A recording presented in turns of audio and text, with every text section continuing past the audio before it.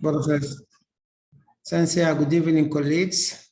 On behalf of the Deanship of Academic Development, a warm welcome to all of you, and wishing you a very fruitful, useful, enjoyable 2 hours with our distinguished speaker, Professor Cynthia.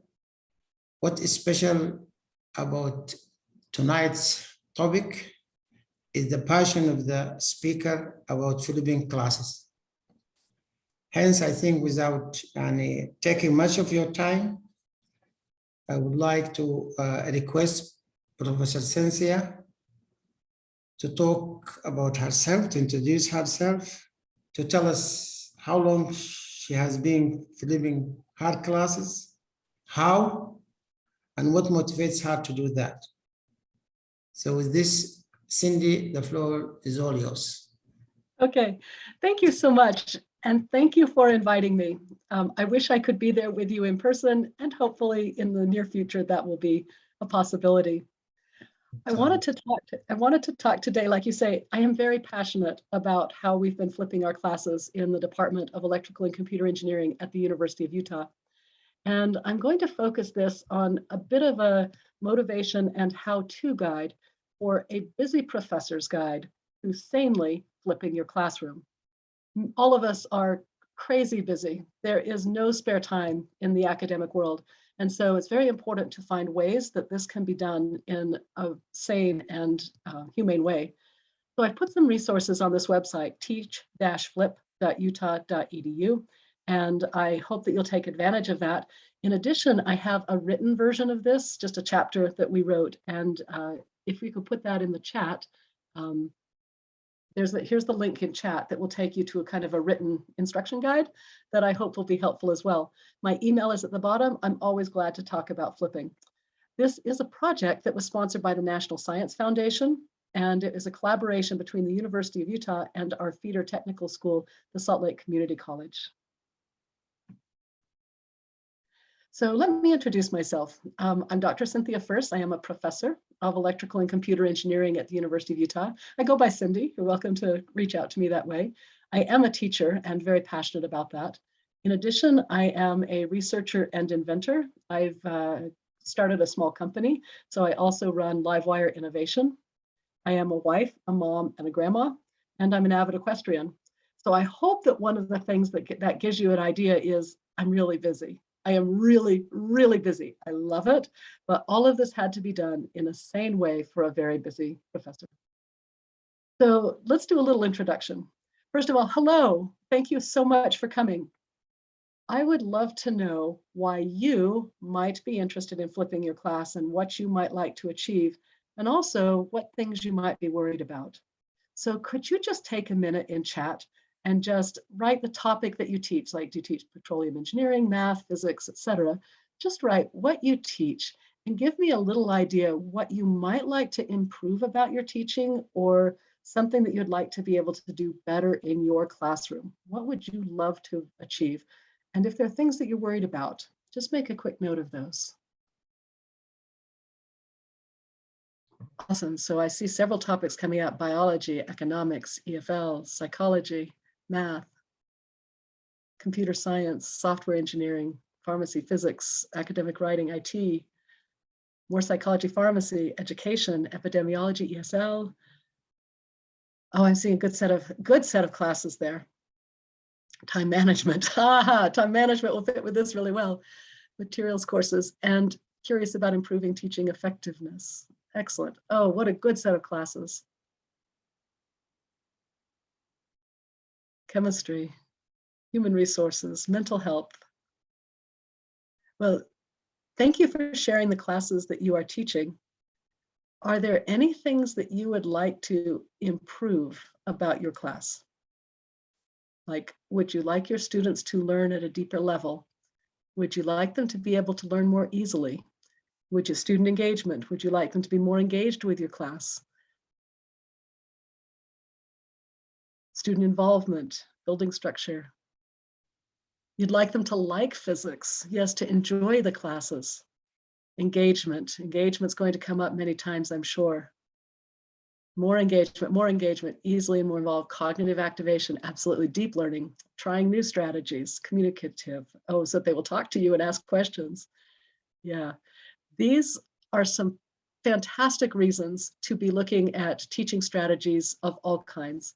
So thank you for sharing your experience. I would say, about the major, want to be a more independent learning, self-learning, oh, definitely. Having fun, loving the subject. Oh, these are great reasons to be flipping a class. Engagement and language exposure, love the subject, oh yes. These are some fantastic reasons to be looking at new strategies. So I hope that as we go through our time today, I love all these reasons, that you'll consider both the reasons you are interested in looking into classroom improvement, as well as those that you see your colleagues have listed here. These are all good reasons, and you can actually hope to obtain really all or many of these effects with some new classroom strategies. So one thing about the flipped classroom is I'm often asked, is this just the next buzz? Is this just the new word for, the same old stuff? And it's not really. This is here to stay. It's a real thing. So a traditional classroom, of course, is the way we would teach with a blackboard, lectures, and homework. Then with a flipped class, we'll be talking about today, there's a hybrid class where you might do a bit of both, the technology assisted classes, and so on. So this is a bit beyond the buzz. And what do we know about learning? There are already some extremely strong, I'm going to call them facts because the research on this is so strong. Here are some ways that you can absolutely improve your classroom at any time. Adding active learning, that increases the student engagement, gets the cognition going well, and gets a lot more communication. Active learning, I always put at the top of my list. Problem-based learning, where instead of just doing a little problem out of the book, they might actually be solving a real problem that they can be more motivated about. Bringing in real-world applications, again, both motivation and it gives context to what we are doing. Supplemental instruction, also called SI, is where the professor or a teaching assistant works directly with the students while they are working on their problems and helps them to see how to get around the problems that they have so that they can do a better job. And then tutoring and individual instruction.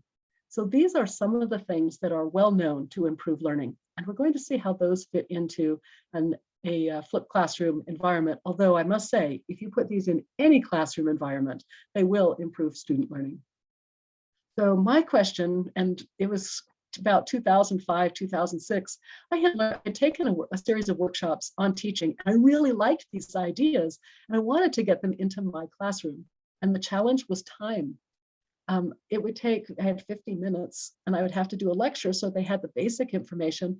And then to have enough time to do any or all of these things, there just wasn't enough time in my 50-minute, basically 1-hour class. So time was a problem. And then down at the bottom, tutoring and individual instruction, it was just too expensive. Our university really couldn't afford individual instruction for every student. And I doubt if any universities do. So before the flip, I had a good, solid traditional class. My teaching evaluations were excellent. My student grades were great. Students were doing a really good job. I had a 50-minute lecture, Monday, Wednesday, and Friday. I had a 3-hour hands-on lab, and I expected the students to do 1 hour of homework, Monday, Wednesday through Friday. And most students at the University of Utah study alone. We're a commuter campus, so the majority of students are studying alone. I flipped several classes, and I flipped more classes than this now, but the first class I flipped was in 2007. I flipped a senior graduate level numerical electromagnetics course. So that's a computational course, a lot like computer science.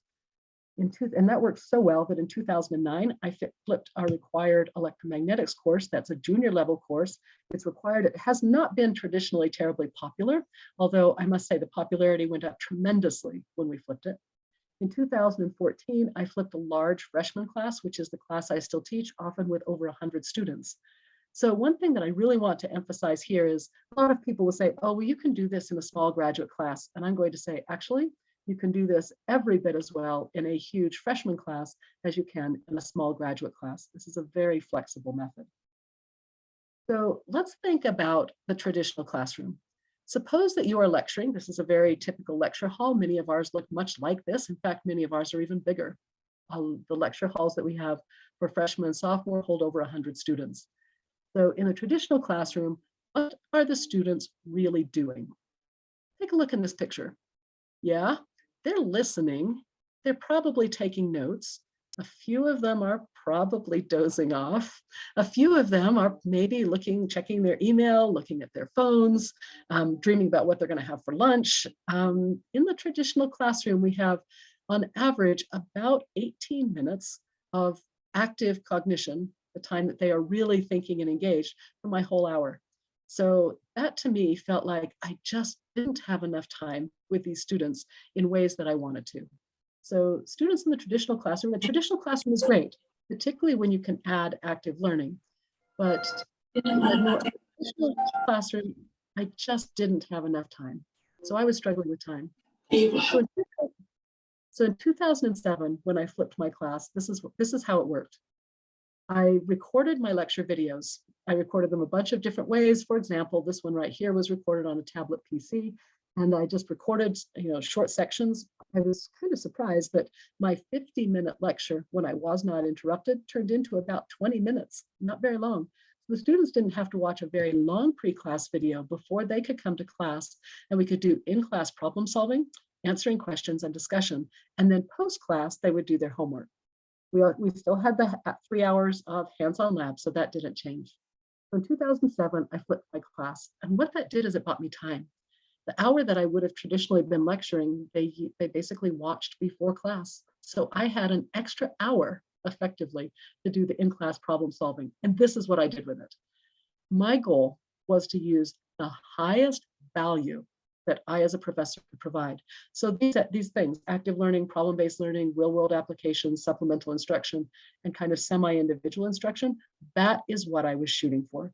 So active learning was at the top of my list. You can put 5 stars on that. I wanted to make sure that more than half my class time was spent in active learning, where they were engaged, they were trying something, they were asking questions, they were actively engaged. I used problem-based learning for some of that, and I always bring in a real-world application the last 5 to 10 minutes of class at least. So that's what I was looking for. My personal goal was to have the highest value for my students in the time that I spent with them in person. So give that some thought as to your class. Let's just go back to that for a minute. Just think, what is the highest value? Where is the highest value place, the place you really like working with your students? Is it hands-on? Is it doing the problems? Is it trying a series of examples? Is it programming together? Think about where's the highest value activity that you can do with your students, and that's what you should put in your in-person class. So now let's think about the flipped classroom. What are the students doing here? When they are watching the video lecture before class, that is self-directed, it's true, they're doing that on their own. These are 5-minute chunks, they can download them to their phone or their laptop and they can quickly watch those. I give them a question of the day to it's really, what is the electric field is the question of this day. And I ask them to take notes on that. They bring the notes to class with them, so they have the basic facts. They have the basic equations, they've seen one short example, they've got the basic facts, and now they can come to in-class problem solving. So when they come, they generally think that they understand the material. Very rarely are they confused by the lecture content. But when we start solving problems, that's when they often realize that they do in fact have questions, and there are many discussions. So here's how a day works. The video lecture is watched before classes. Students watch video lectures the night before. Most watch it one time, but in looking at the data, some of them watch them up to 3 times. Most students, when they watch it one time through, continually slide the slider back to repeat the sections that they find a little bit confusing. This kind of means that they never just miss something and I fly on to the next topic. If they need to listen to it 2 or 3 times, they can. Many repeat segments is needed and they take notes. So let's think about what you and students would like about the flipped classroom. We're also going to talk about the things that you don't like. And I can already kind of hear the little ringing of, my students would never watch videos before lecture. Let me just tell you that the class that I'm teaching now, freshman class, we are 2 weeks in.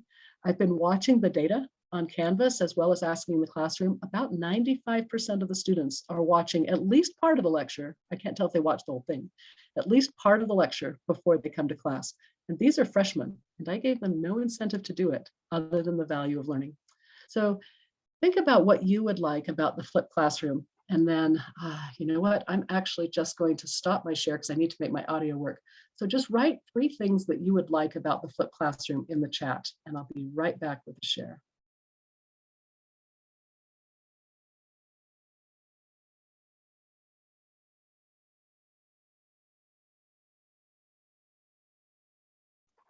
I have a video clip that I want to have sound for you. Okay, what are some things you would like about the flipped classroom if you were a student? Let me show you what my students have to say about it. With the flipped classroom idea, it forces me to study beforehand so that I can come up with a list of questions, for example, for Dr. First in the next day's lecture. And then we can have this really dynamic classroom activity where everyone's contributing to the idea that was like presented. You know, for example, like how do you write an equation for this electric field right here? And everyone can answer along with Dr. First. So it becomes a very, very hands-on activity, I think, in class, which typically it doesn't. What the videos do for you is you're able to pause something you didn't quite get, rewind it, and learn at your own speed, and so that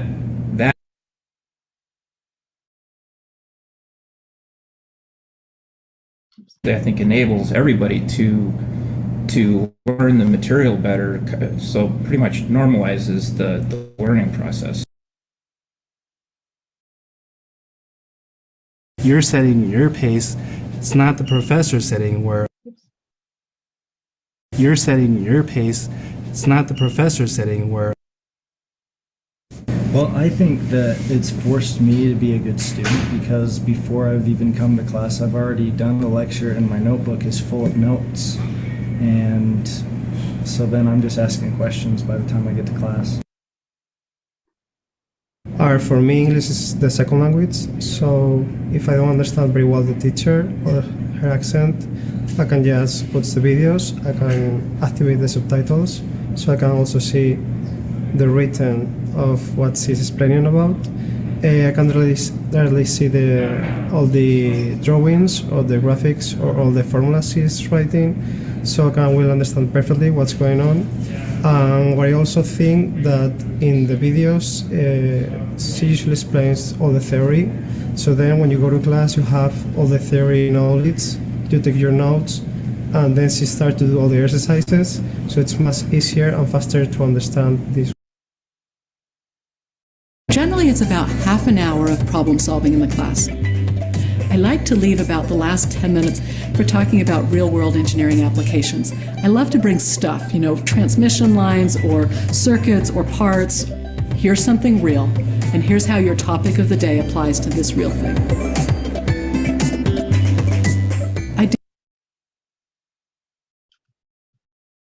So that's what my students have to say about the flipped classroom. This is why it is so valuable. I'm going to take just a minute and go through a few of the questions that are showing up in chat. These are fantastic questions. So let me just mention a few of these. So the first question comes from Tom. He says, how do you monitor the flipped learning and what happens to students who do not engage? Is there an assessment sanction or effect on their grades? So the answer to that is twofold. There are many of my colleagues that actually give little quizzes after the video lectures, and the students answer the questions. Very easy to answer if you would watch the videos, and they get a few points. I don't give any points for watching the videos. I don't give any sanction if they don't. I don't check to see if they did it on time. I don't check to see if they did it late. It's okay. The only way that I monitor the flipped learning is when I want to know. I do actually go on our learning management system. I can go see what they have clicked on, so I can assess that, but I don't use that to punish them in any way with their grades. The truth is they learn extremely quickly that this is valuable to them, and they do it because of the value in their learning. Since these are going to be future professionals, very soon these are going to be professionals, I tell them at the beginning of the class, you are a professional. I am treating you like a professional that you are. And I'm not going to police the fact that you watch this material or don't, but I know that you can't learn if you don't. So please watch the videos. And that's what my freshmen are doing right now. So the lecture materials are always videos in my case. And then the in-class is active learning together. So we have a video lecture that is before class, and then we have active learning afterwards. Autonomous learning is evident, and the flipped classroom promotes individual learning, absolutely. And you notice that the students, particularly the blonde student who spoke, they really do relish the fact that they can do some of this on their own. Polls can absolutely be conducted during and after the session, so easy with Zoom. And yeah, the idea is to set a system and not so much pressurize the students. It's true. Now, what's going to happen is all of these students are going to miss a lecture sometime during the semester. They're going to be late. I mean, whatever, something happened in their life. So every student's going to miss a few of these and get behind, but they can quickly catch up because the materials are there. So thank you for those questions. Let's move on a little bit and talk about how to do this. So the idea is the video lecture before class. To me, that was the key thing because I was buying an extra hour with my students. The time that I would have spent lecturing on the board, they spend before class.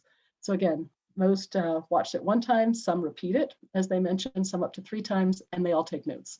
I give them a guidance for their notes so that they're kind of paying attention. So in class, the important thing that makes this work, the reason my students watch the video is whatever you do not lecture. If they didn't watch, I can ask, how many people watched the lecture? Hands go up. I can see 3 or 4 didn't. I'll say, okay, that's great. Go back and watch the lecture later. And yeah, they're going to be behind, they're not going to catch the material as well. But if I repeated the lecture, the students wouldn't watch it. So do not repeat your lecture. That's absolutely key. So I do a quick, at the beginning of class, I do a quick student-driven review, 5 minutes. In fact, I have a PowerPoint slide up and it has the question of the day. So I'll say, what is the electric field? And I'll want the students to give me some information from the video of the day, which might have been, they might talk about Coulomb's law, they might talk about points, lines, surface, cylindrical, but they'll talk about some of the things that were in the lecture the day before. It kind of reminds them, they've all got their notes out, and I say, if you find something that you're missing in your notes, just add it in. Answers have been required for homework credit. This year, I'm not giving any credit even for their notes because it's too hard to keep grading those. So here's an example. One thing I wanted to have was my students to be able to think at a deeper level. These are engineers. I want them to be able to design something at the end. So I had to do some higher level intuition and understanding. So we'll often have a discussion at the beginning of class that will be driven by the questions that were raised during the video lecture. So what is this electric field? Those of you who teach this know it's a little bit of a mysterious topic. Students will say things like, what goes from 2 charges, like from positive to negative. They'll give me some math equations, maybe some pictures, some more equations. And then the questions come up. One student asked, the last time, how do you measure it? What does it do? How do we know it's there? What can we use it for? These are the types of questions that I really want them to think about and that I really do want to discuss. And these are what come up in the student-driven recap in the beginning of class. So my goal was to increase the level of a student's understanding. You've probably seen Bloom's taxonomy, where the lowest level is remembering something, and then understanding, being able to apply it, analyze, evaluate, and then being able to create something. And you really can't get to the top without having all of the other pieces down below. So I thought about each of these activities, each of these things as I developed my class. So small group problem solving is typically what we do next throughout the whole class. This is about 2 to 4 minutes. When they are in person, they're just going to work with people next to them, like you see this young woman working with people on either side. They don't get into groups like tables or clusters. I just have a stadium classroom and they just work with their nearest neighbors, usually 2 or 3 people. Sometimes they'll talk to the people behind them too, but usually it's only 2 or 3 people. And I'll give them the problem. This is a problem from the homework. There are 3-point charges, and the steps that they need to do. And so they've got all the steps in their notes and they'll start trying to work on this problem. And you know what happens? I just start wandering around the class. I just start walking up and down. They'll kind of raise a hand like, hey, I don't quite know how to do this. Like either I'll give them a quick answer. If there is one, I'll be, that's a really good question. Let me answer that for the rest of the class. Within 4 minutes, they all have a question. And they all feel secure with their question because they know that their neighbor has a question too. So within 4 minutes, I've picked up 3 or 4 of the key questions. Now, having taught this topic for many years, I do know what those questions are going to be. I could have just answered them, but it's so much more effective for the students to find their question and then for me and the group to answer it. So that's what we do next. So small group problem solving, questions arise. See, this is me. I just kind of walk around the class, just looking over people's shoulders. And then I can say, let's talk about it. And that's when we can really talk about the problem solving strategy and the questions that are raised by just trying to even do the first problem. So what I really like is that instead of just the students kind of shopping around for equations to get the right number and not really understanding it, this gives us a chance to really talk through the problems. I've noted in my own classroom and in watching others that as soon as you flip the classroom and you do this type of activity, you can expect to more than double the number of questions that you get. In one case, someone was counting questions in my class versus a colleague, and I had something like 4 to 6 times as many questions. You could say that means I'm a worse professor. They don't understand as much. I would like to interpret that a different way, to say they had the questions and they found them. Sometimes they didn't even know they had these questions. They found their questions and we were able to address them. So expect more questions and don't be afraid of it. So now I bring up another problem. First problem got started, let's bring up another problem, and I'll say this is a little bit harder. And I will ask before the students even are turned loose in their groups, what's the same about this problem and what is different? And that gets enough discussion going that they can look at this problem, get started, and again, questions arise and we answer them. So again, I'm trying to go beyond equation shopping. I'm likely to point out familiar resources. This is one out of the textbook, how to use them. That's being able to apply something, when to use them, and where they come from, how to evaluate something. So in electromagnetics, I'm just showing up. This is just one of the many tables we use. It is no wonder that the students are confused by which equations they might use. This is just a typical table, and we have many of these. So this topic is very mathy, and the students are likely to just go, again, equation shopping in a table like this. So it's very useful for me to be able to spend the time really teaching them how to analyze and evaluate them. Now, my favorite part of the day is, normally I do this at the end, although sometimes I wrap it through the entire time. What can you create with this stuff? So I often bring in real things like you saw in the video that I played, or videos. This is a video of a lineman who is grounding himself and has a Faraday cage suit. And so we can talk about the electric field and the charges in this situation. It's a helicopter lineman. So I love bringing in videos and things like that, that I can share with the students, that we can really talk about the idea that they were learning that day. So I think that's very important. So then that's a day in the flipped classroom. That's 50 minutes of my day. And then after class, the students clean up their notes, the question of the day, and they can use those notes on the exam. They finish up the homework. Most problems were set up in class, the hard parts were discussed, but they haven't gotten the calculators out. They need to finish the homework. Many students rewatch all or part of the lecture videos, and then they watch the videos for tomorrow. So I do expect a fair amount of individual effort on a student's part, and they need to be responsible about this. I do assign homework that goes with each day's lecture. It is collected once a week. So now let's think about the student view. What would we like about this learning method? We thought the students gave us several ideas, but what can go wrong? So let's talk about what could go terribly wrong. Well, most but not all students like it. Not everybody likes this method, so you are not going to have 100% of happy students. You don't today either, of course. So the video lectures they like, if they are easy to watch, appealing, you can repeat what you missed, you can go at your own speed, schedule, and so on. And I've had students say, I feel like you are at my shoulder. That's a cool comment. In class, they say it gives them a better understanding. They get their questions answered and found, helps me understand the homework. They like the real stuff. And this to me was really important. I don't feel stupid asking questions. And that's because they know their neighbor has that question too. And then this has been terribly effective for many students with special needs. I've had hearing impaired students. The videos are closed captioned very easily on YouTube and Zoom. So that's helped hearing impaired students. English as second language learners, they can speed up, slow down the videos, or they can put the closed captions on. And then gender is a thing too. So in our university, in STEM, all of the science, technology, engineering, and math, we have very few women. In my department, there are 3. And I've had students who weren't even at my university have said, it feels like you are the first woman professor that I've had in engineering. So to me, that was important too. Now let me show you what happened to the teaching evaluations. This is the class that I flipped between 2007 and 2009. So in 2007, this particular class was taught as a regular classroom class. 6 is the highest that you could get for your teaching evaluations. So in this particular electromagnetics class, getting anything above 4 was pretty amazing. And overall, an effective course as close to 5 and an effective instructor over 5. These were really good teaching evaluations. And then all I did was flip it. I didn't change anything else. The lecture content was the same. The labs were the same. Everything was the same. So in 2009, just note, almost, a very significant step in teaching evaluations. The students liked it better.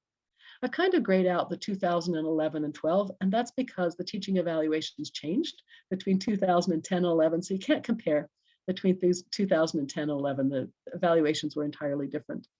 And it was fixed in 2011, but they're all still different. So I can't compare after that, but these 3 years had identical teaching evaluation questions. And you'll note just right there, the huge change from flipping my class. And this is another question I asked. So this is the freshman class. It's Introduction to Electrical and Computer Engineering. And I asked 4 weeks into the course if they were positive, unsure, or negative about it. And then I asked again at the end. So notice, there are some students, 9%, who were negative at the beginning and 14% who were negative at the end. Not everyone loves this method. But the positive students went from 56%, 4 weeks into the class, to 65%, and then unsure or moderate, 35 to 21. So again, not everyone loves this method. Please don't feel that this is going to be every student's favorite method, but many of the students do like this method. Now, probably the next question you really should be asking, let me see, there may very well be more questions in chat.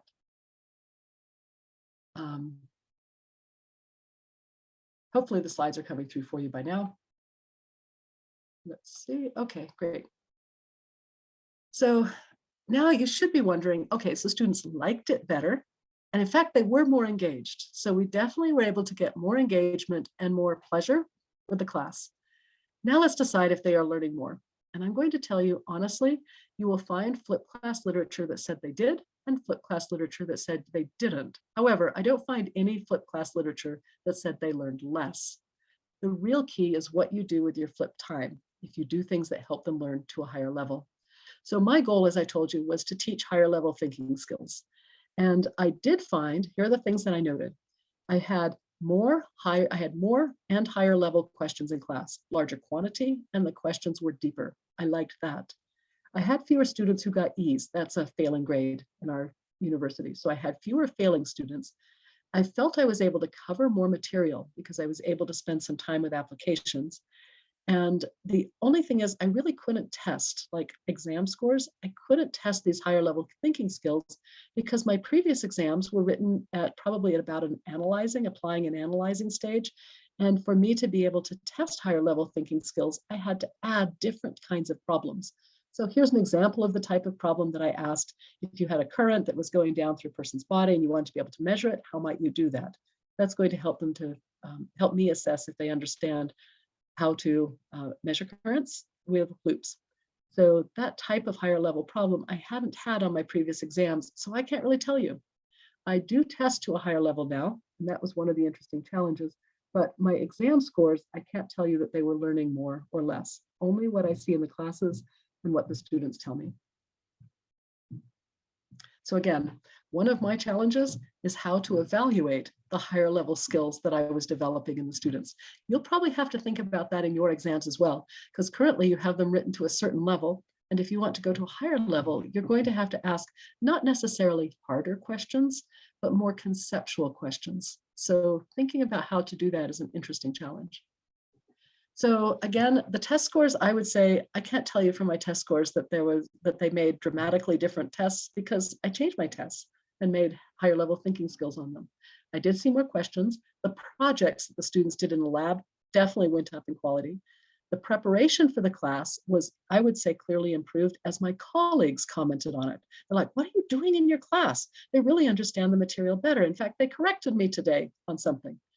So the preparation for the class was noted by my colleagues to be better when the students went into the following class.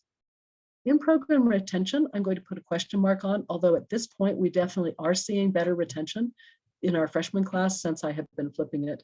And then alumni feedback. When students come back, they clearly say, oh, remember that thing we did in class? Sometimes I don't even remember, but they did. And they'll talk about how that had so much impact on them. So I would say they are learning more, but I can't prove it with my test scores. Now, what did I learn? Look at what I'm doing here. Instead of just being at the front of the class, I'm actually looking at what the students are doing right there at the very beginning. So they have an idea and they have some questions, and I might be quite surprised at the questions they have. I might be quite surprised at some of their thought processes. So just the fact that I'm able to look over my students' shoulders helped me learn a great deal about what I was teaching and what I might want to change about that teaching. Here's an example from my freshman class. When we teach op amps, which is something very common in electrical engineering, the students get so confused by all the different op amp circuits we have, dozens of them, and they just start randomly putting down an op amp circuit and trying to make it work. It doesn't. So instead of just teaching the op amps first, I now teach the system first. I teach what the op amp can do before I teach the circuit. And that was from me looking over the shoulders of the students. We now have made a deck of cards. One side has the system level, or the what does it do, and the other side has the circuit. And basically you lay down an entire system with these cards, each piece block diagram style, and then you flip it over and there's the circuit that you should build. That has made a huge difference in the system understanding that these students have. And I would not have come up with that idea. I wouldn't have realized how confused they were by what these circuits actually do and how to put them together. I would not have seen their confusion had I not been looking over their shoulder. So I would say that what I learn and then apply in my teaching is every bit as important as what the students are doing. So again, what do you want? So think about, what do you want for your students? More A's, higher level learning? How are you going to get it? Do you want retention of information? Do you want to retain your students? Have them keep coming, cover more material, have fun, have fewer F's. Those are things that I think we definitely saw in the early chat that you were saying were important in your classes. Now, another feature of this active learning and flipped classroom is that you can have a lot of flexibility. Dr. Richard Felder and Solomon have done a really excellent article on learning styles. If you just Google Felder and learning styles, you'll find a number of articles that they've written on these. And that's not just about visual learners and auditory learners and so on. They talk about active and reflective learners. Those are students that actively just try something, or students that have to sit back and think about it.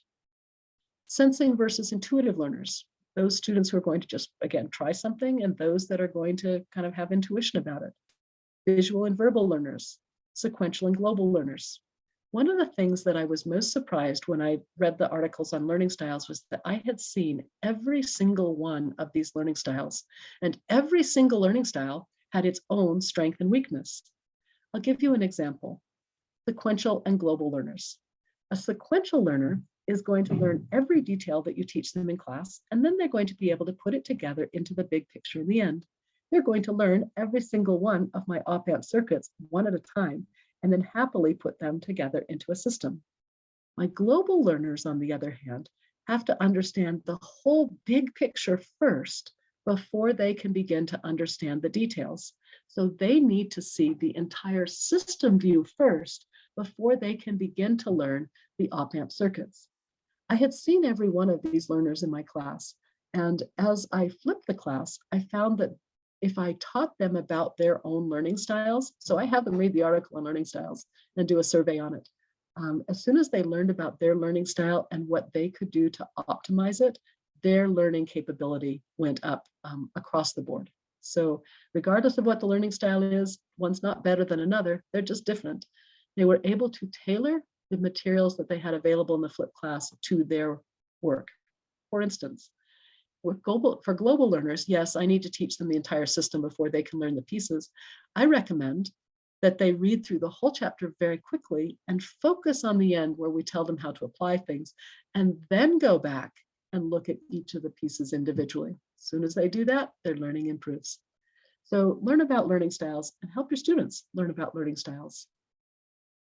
Another of the things that I learned about were bottlenecks. And boy, do I see these. In every field, there are unique ways of thinking that might be a little hard for somebody who's a novice. Often these are things they struggle with. So think about a bottleneck for learning in your class. So in my case, for example, with the op-amps, one of the things that they were consistently confused about was the picture of the op-amp and what's really inside there. So what's a bottleneck for learning? And how does an expert do those things? How can you actually model how to do that? So by being able to have the time with your students in your classroom, you are an expert and you are modeling how to solve a particular kind of problem. So you're going to be modeling those expert skills, and then you want to be sure that the students have a chance to practice them and get feedback. Some of the feedback is just when you're working together and they try something in their little groups and they see that it's right or that it's wrong. You don't have to like grade it. They can just see, oh, wait a minute, I didn't quite get that right. Try to figure out what will motivate them. Certainly seeing real world examples helps. And how well are the students mastering the tasks? So bottlenecks is one of the things that I learned about, which is the little pieces that they need to learn that we might have been forgetting to tell them. By walking around the class and looking over their shoulder, I found those things. So now let's talk about how to prepare a flipped class. So in the classroom, actually, let me just pause for a minute and let's just see if there are any questions. Okay, let's see. Could we use, oh, good. So we're getting a few questions, but are there any other questions that we might want to address right now about how to motivate students, why we might want to do it, anything like that? Any questions? Because otherwise, so many questions, Cindy. There's a good number of questions. Maybe you take them at the end. But one of the questions is when it comes to those short videos. The question was, do you make them or do they get them from the YouTube? Okay, great. Oh, I see. Yes, there are several things here. Okay, let me just kind of go through these. Sound.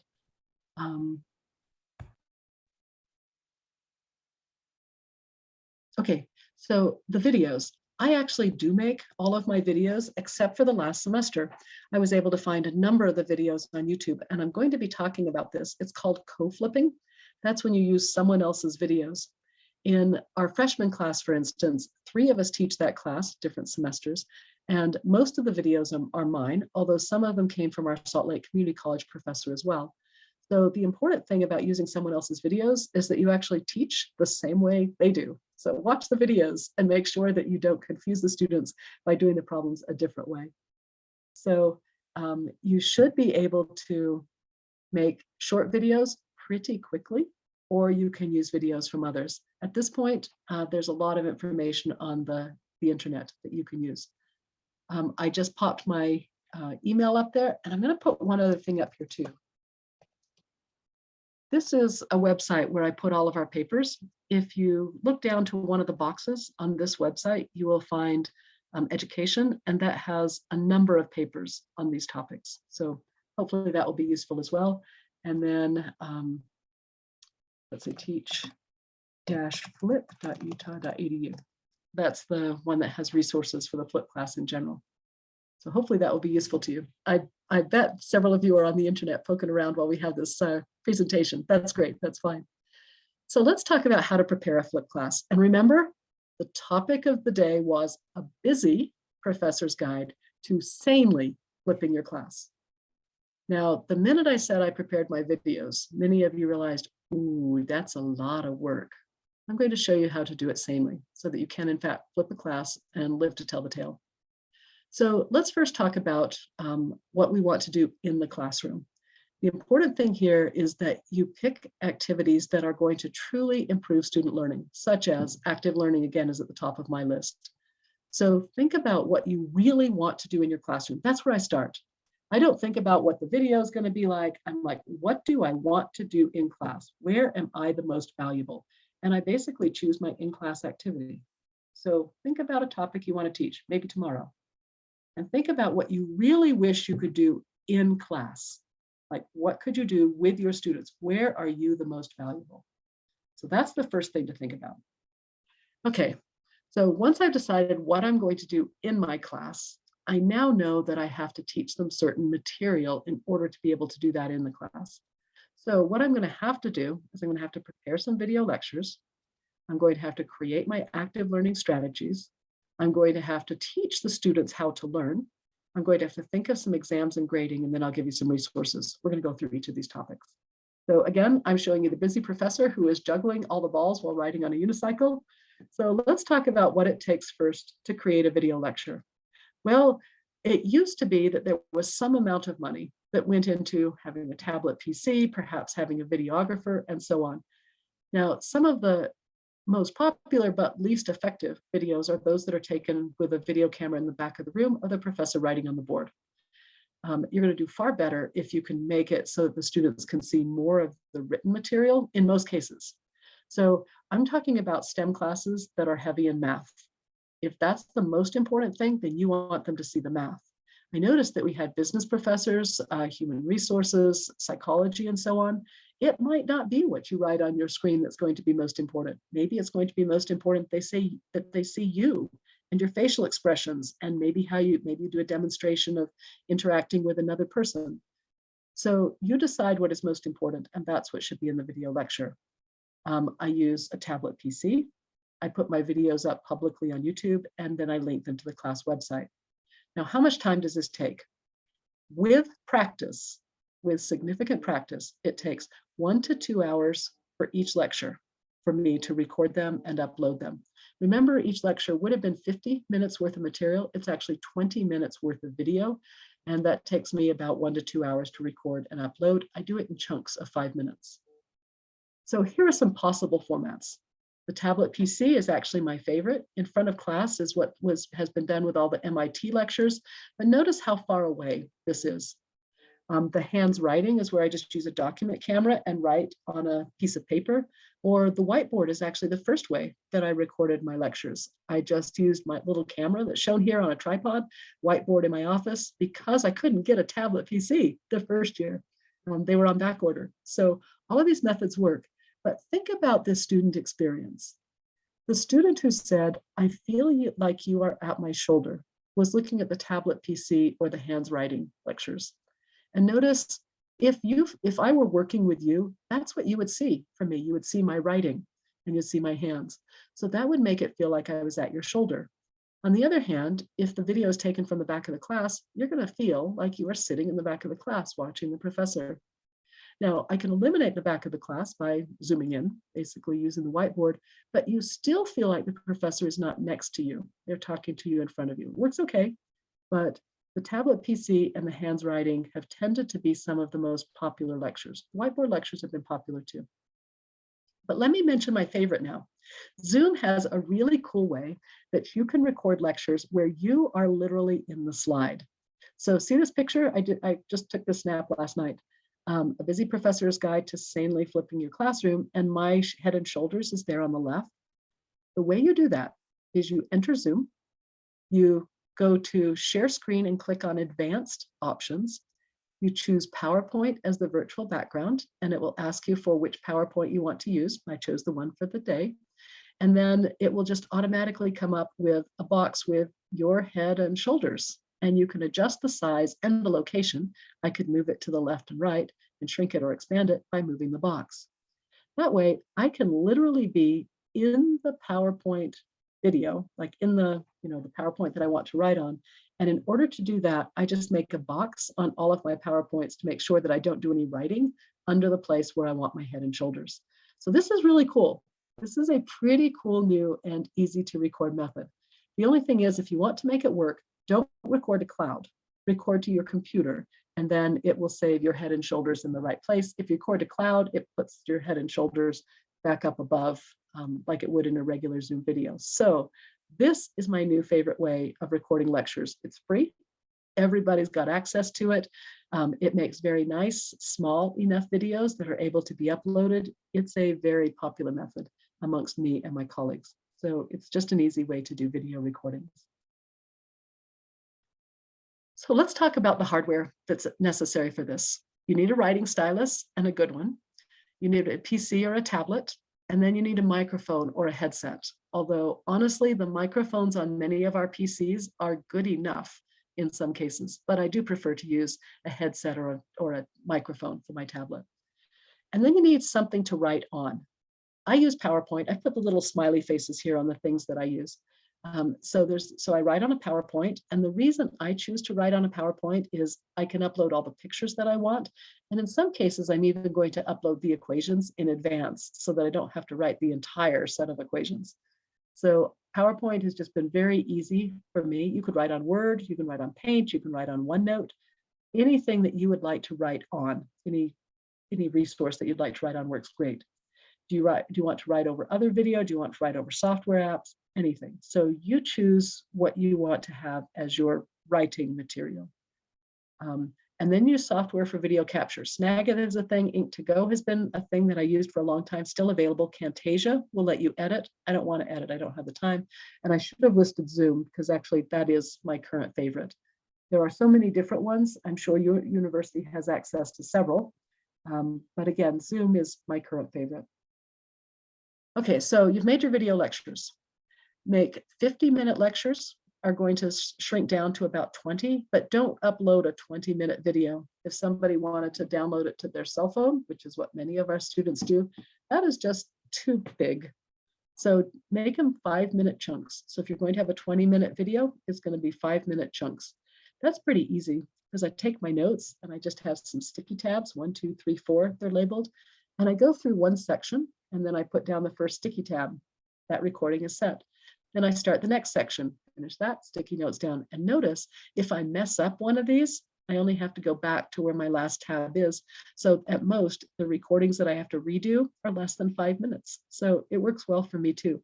If I had messed up the end of a 20-minute video, I would have been depressed.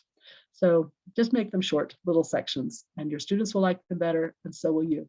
Also makes them so much easier to up and download. Now you have to have a place to put these. Your learning management system almost certainly will have a place that you can put them. Canvas is the one that we use, Blackboard does as well, and most learning management systems have places that you could upload the videos, and those would be private to your class. You might choose to do that. I, however, chose to put them up publicly. So I put them up for public, could have been a link only, but they are public, they are free, they are very commonly searched. But the only thing is some of the YouTube some of the job sites won't allow students to upload YouTube. So I've also linked them to my class. Learning management software like Canvas, Blackboard, those are less commonly searched and less public. So you kind of choose where you want to put your videos, but you need to have a good place to put them that the students can find them. So, oh yes, and I see a fellow here mentioning that migration from using self-video to Panopto Blackboard is amazing. Yep, Panopto is fantastic. Do my students flip the student tutorials with you? Let's see. Yeah, the students do tend to flip their tutorials. And I'll talk about the difference between hybrid and flipping in a bit. And I'll give you some examples at the end because our entire department has actually gone hybrid. Just looking at what app do I use for my tablet? So my tablet I'm writing on PowerPoint. So it's a tablet PC. Many of my colleagues use iPads. Those work great too. I like writing on PowerPoint. Many other folks write on OneNote. So whatever happens to be the best for you. Screen share, screen record is really great with Panopto. Totally true. So, all right, once you've made your video lectures, you need a place to put them. Again, let me put in a plug for making your videos public, because you want to use other people's videos. Well, they want to use yours too. So I'm teaching a class right now. I have 80 students. We have had 3 lectures, but in the last month, look how many students have accessed my videos. These are not all my students. These are students from all over the world. Probably some of them are yours. In the lifetime of my channel, over 5 million views. And so I feel like I've been able to have true value in the electromagnetics community by providing resources that students are using. At this point, there is no university that I can walk into that students won't immediately come up and act like they know me. And that's because they've been watching the videos on my channel. And they're up there, free, available to use.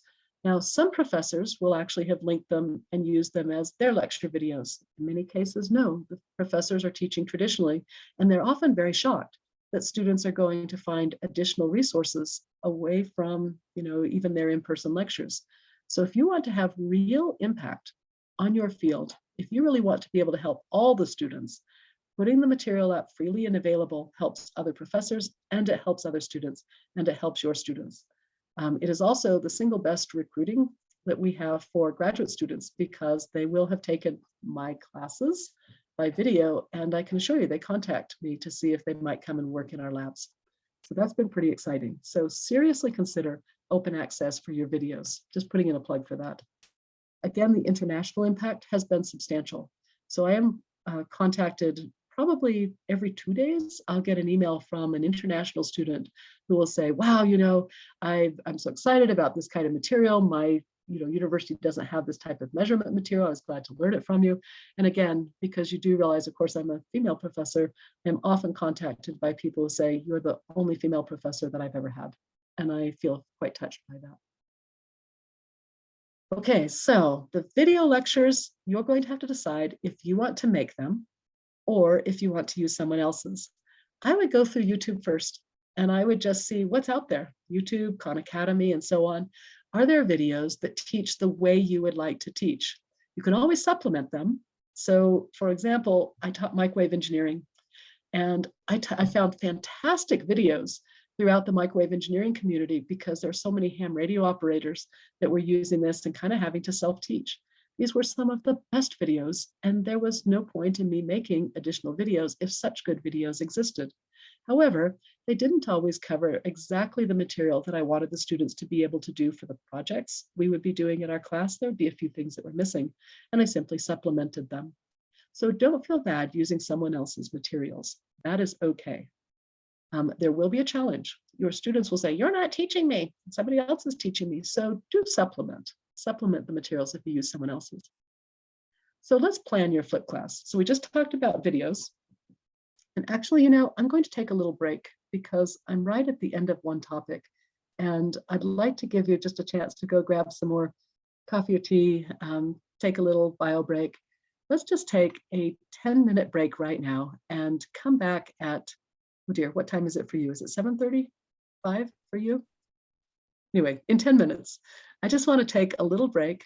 I want you to think about a topic that you want to teach, and we're going to kind of plan that topic as a flip topic. So there is one question might be you overlooked it. Okay. Somebody was asking, can you use Flip Classroom for coordinated courses? Do you have coordinated courses at your university? Sorry, what kind of courses? Coordinated courses. Where you have multiple faculty teaching the same course? Yes, this was his question. Yeah. Yes, our math department has done that brilliantly.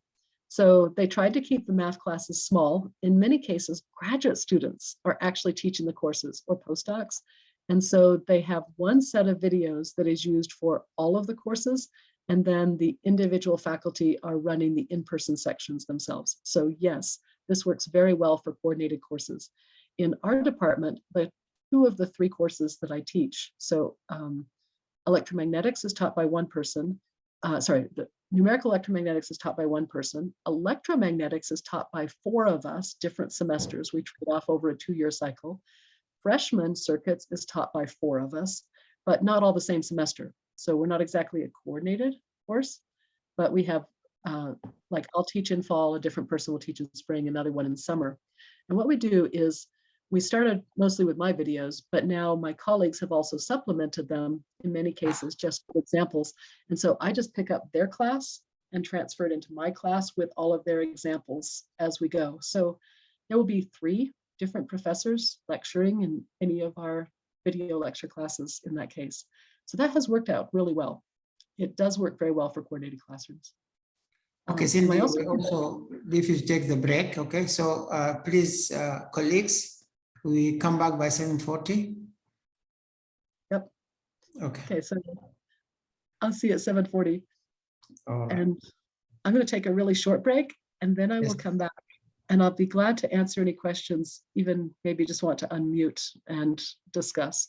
But give me about 3 minutes. I'll be right back. Okay, great. Thank you.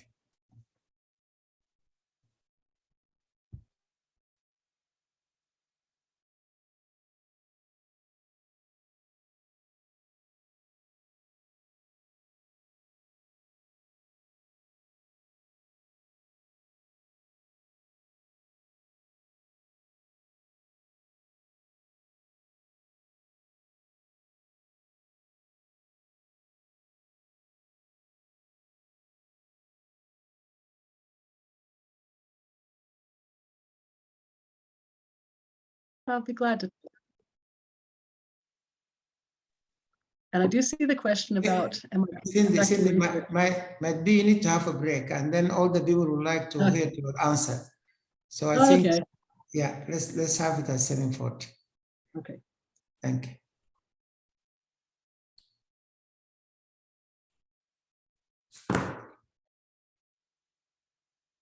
Okay, Cindy, you can start now. Okay, great. Well, I hope everybody had a bit of a break. Think about a topic that you want to teach, something that would take 1 or 2 days. That's what I mean by a topic. So it might be one section of a chapter or something. So think about what you are trying to teach. Then the next thing, think about how you'll know when you have taught it. So this is called backwards course design. It's where you think of what you want to teach, and then you figure out how you're going to assess it first.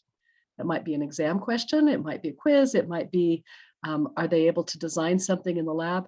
You have to next think about how will you know what they know. Then you think about the content they need to do that and how you might teach it, and think about how you might design different learning styles. So let's kind of go through some of these ideas.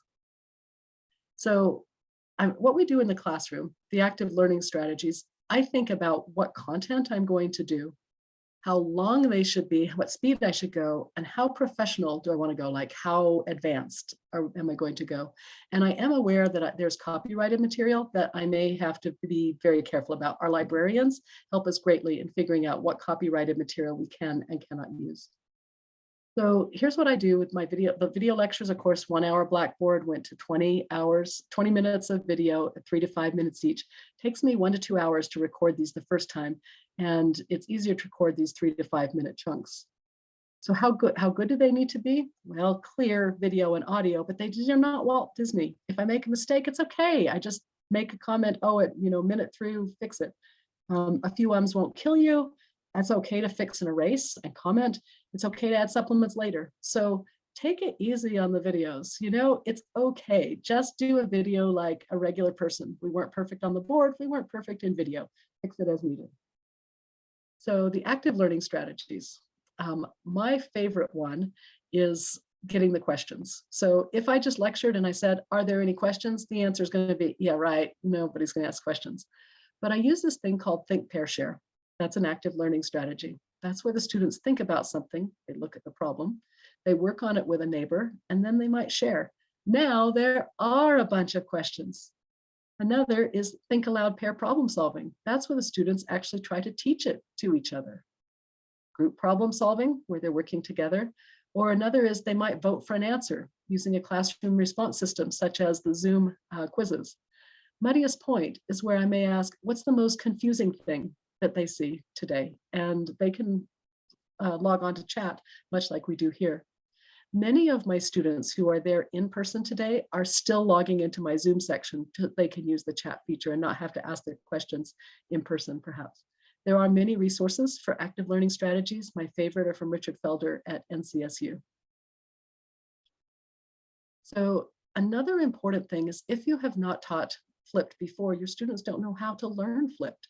And so it's really important to also teach the students how to learn.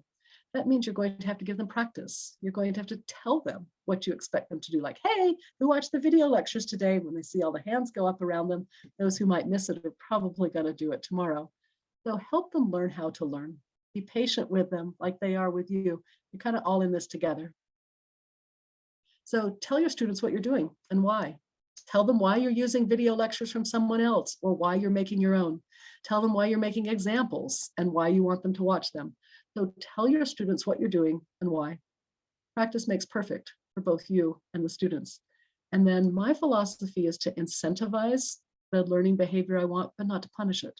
So I incentivize that they watch the videos by making them worth watching, by giving them a good reason to watch them, not repeating the lecture in class, and then asking their peers, hey, did you watch the video lecture? And when they see that everybody else did, they're like, oh, that was probably a good idea. I invite questions. I don't say, are there any questions? I say, what questions are there? Which makes the assumption there must be some. And there are no stupid questions. When a student asks a question, especially in our freshman class, I'm likely to compliment the question, say, oh, that's a really good question. Or boy, I bet everybody's got that question. So I try to be very inviting to my questions. I leave plenty of room for mistakes. I may say, how do we do this? And a student may answer, they might be wrong. But instead of saying, nope, that's wrong, somebody else change it, I'm going to say, I see why you did this. Now, really, we want to do it this other way, but I see why you did this. So leave room for mistakes and learning. And then assess yourself and your class constantly and change things that aren't working. Every 3 weeks, I have a quiz, but it's a quiz students don't have to do. It's an optional quiz. And it says, what's going well? What could be improved? How can I help you learn better? And how can you help you learn better? I get so much information from that that helps me improve the class in real time that I still ask that every 3 weeks. And I've been doing that for all of the, I don't know, last 15 years that I've been teaching. You'd think I would have gotten all the answers by now. Doesn't work that way. Listen to your students and talk to them. So really, this is a thing that we're in this together. There's not a wall between me and my students. We talk to each other and I listen to them. So think about what difference you might expect in my variety of classes. I teach freshmen, I teach juniors, and I teach seniors and graduate students. What differences might you expect between those sets of students? I'll kind of give you some ideas about what I've seen so far. Freshmen are fragile. They're really afraid of asking questions. They don't want to look stupid. They're in a big class and they don't know that engineering has so many questions and that's okay that it's hard. They're the most timid of my classes for asking questions. So consequently, I have to be the most deliberate about getting them started. Once I get them started, and like I say, I'm at the 3rd day, I'm now getting plenty of questions, but I had to really work at it the first 2 or 3 days. I noticed this when I work with international groups of students as well. For instance, if I teach a class in a different country and they are not familiar with me, there are some cultures that are more or less likely to ask questions. And that is probably because of the barriers that are inadvertently put between professors and students. So I try to be at the level of my students and get them to ask questions. And I work really hard with the freshman students. Juniors and seniors are much more likely to ask questions.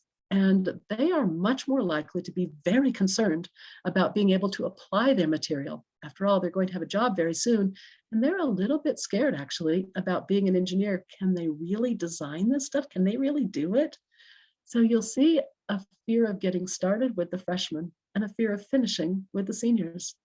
The graduate students are all over this. They are generally well prepared. But there is a huge difference between the students in the class. They came from different universities, they have different backgrounds. And so I find a lot more bottlenecks actually in my graduate classes than I do in my lower level classes. And that's because I will have assumed that they learned something in a math class or a physics class or another engineering class that they didn't actually learn. So I have to be very careful of bottlenecks when I'm working with the graduate students. So yeah, there's a difference, but the method works for all of the levels. Okay, so again, the format, the accessibility, and the content. And the way I so this is the strategy for putting video lectures together. You probably don't have time to do a full set of video lectures for a semester-long class and live to tell the tale. Unless you get a release from teaching another class or some additional time, you probably do not have time to fully flip a class the first time through. Many of us had to do this during COVID, and we know perfectly well that that was an extreme event that was very painful.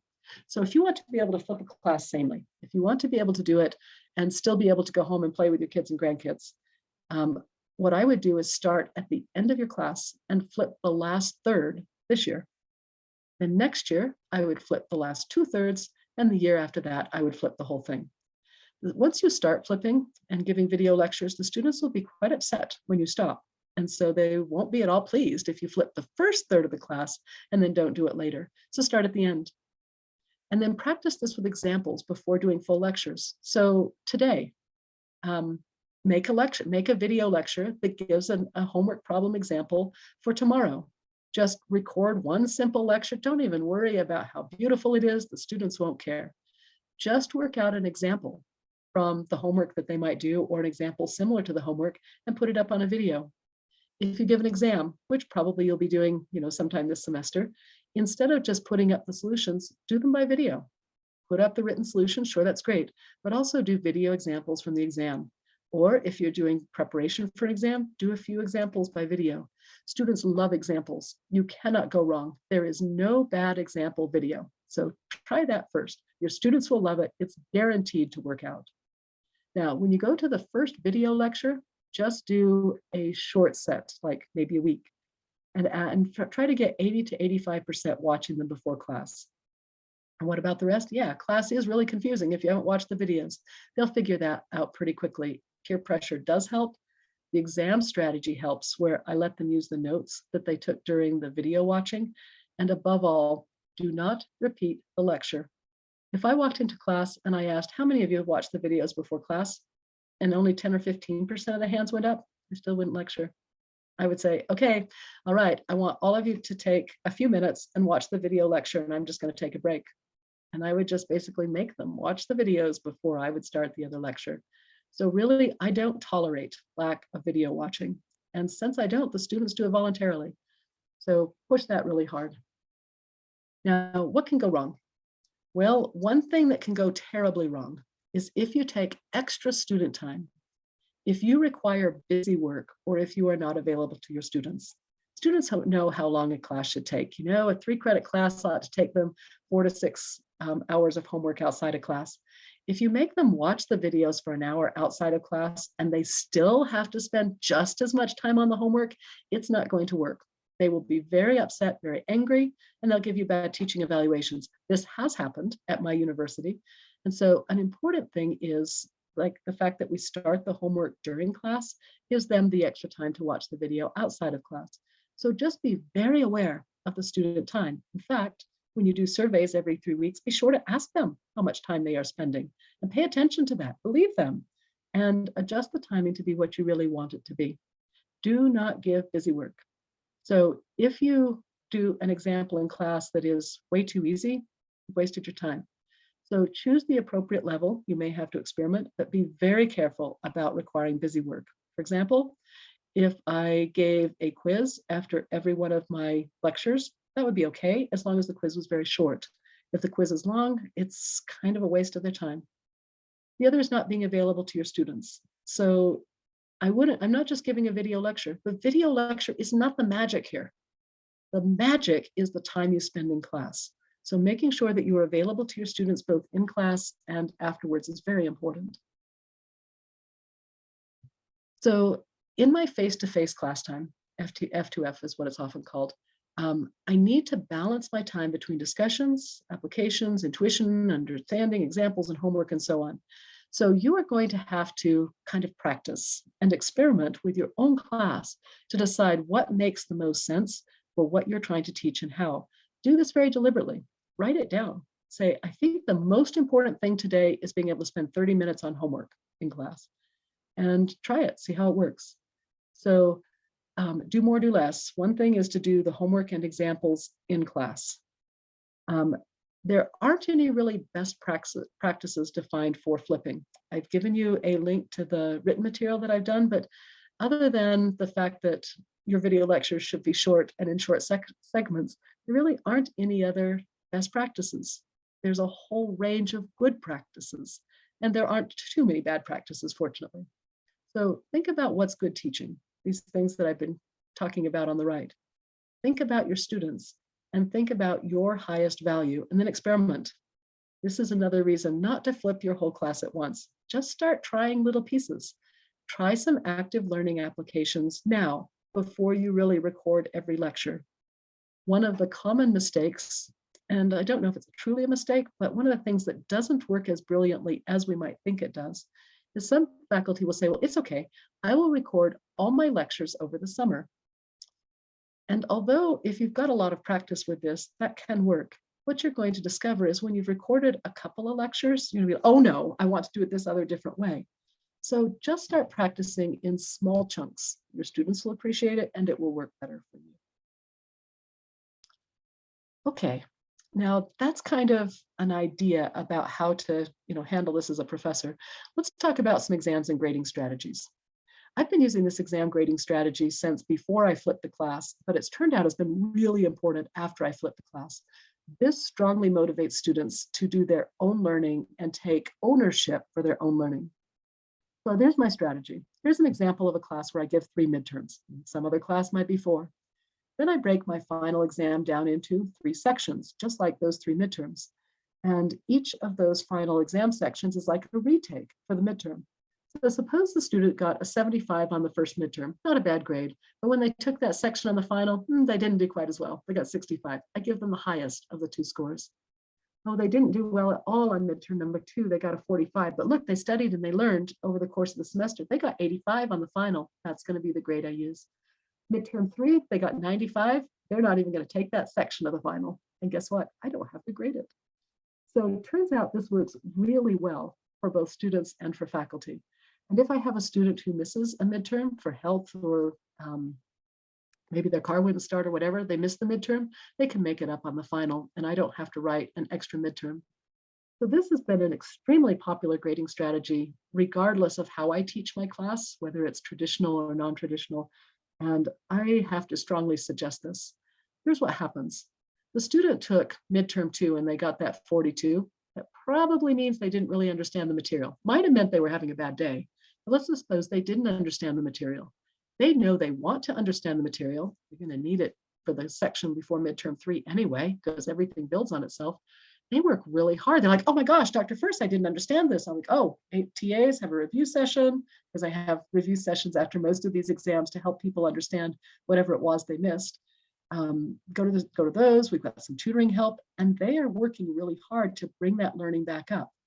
If I had been willing to drop one exam, they would have dropped midterm 2. They wouldn't have bothered going back and learning the material. Consequently, they wouldn't have done as well on midterm 3. This is a very motivating exam grading strategy, and many of my colleagues have now adopted it as well. So yeah, it saves me the grading. I like that a lot. So assessment, do a checkup. So formative assessment is where you kind of see how your students are doing as they go along. That's also how you see how you are doing as you go along. So every 3 weeks, here's my set of questions. How's the class going? How can I help you learn better? Oh, I guess I don't have quite my standard ones here. How many hours do you spend? What can I do to improve your learning? One of the things that's important is both asking what can I do to help you learn better and asking what they can do to help learn better. Turns out that's a reflective question, and it actually helps them change their behavior by saying, ooh, I wish I spent more time watching the lecture videos, or I should be sure I get those watched before I get to class. That helps them actually change their behavior.